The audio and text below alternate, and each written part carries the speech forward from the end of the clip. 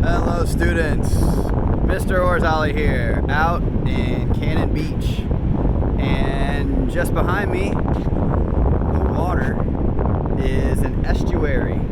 This is a river flowing from inland on out to the open ocean.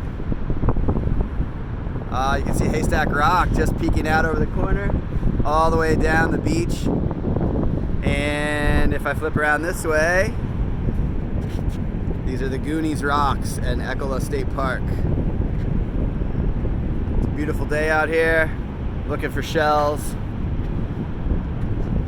and just wanted to share with you a beautiful moment in nature. I'll see you in the classroom.